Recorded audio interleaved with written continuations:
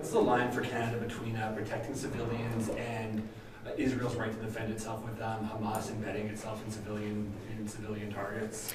Well, so you've heard me on this. First and foremost, we condemn the terrorist attacks by Hamas. And we support Israel's right to defend itself according to international humanitarian law.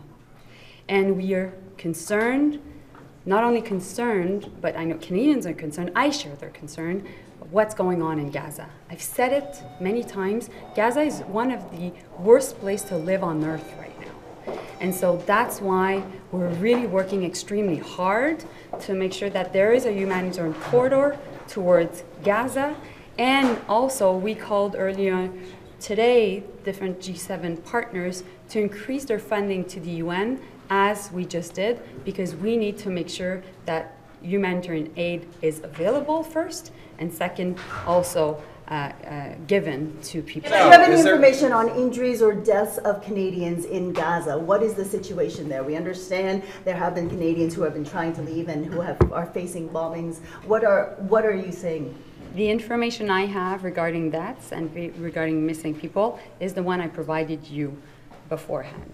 Now, the information we are getting within Gaza sometimes can be limited.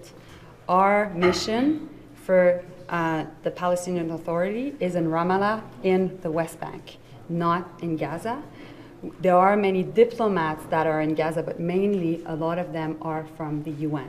That is why I met with the head of the UN in charge of humanitarian aid in Gaza while I was in Amman. Meanwhile, what I can tell you is that the number of Canadians that have reached out to Global Affairs Canada to be helped is around 200.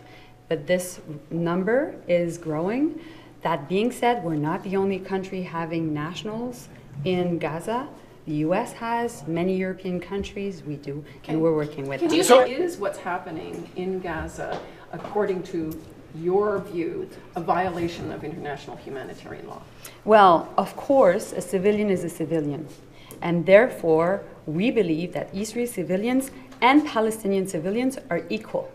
And they need to have access to food, to water, and to fuel. Without a ceasefire, is it a violation of humanitarian law? That is why we're very, very engaged in providing that humanitarian access. And we need to make sure that we're in contact with Israeli officials to make sure that international law principles are upheld in this situation.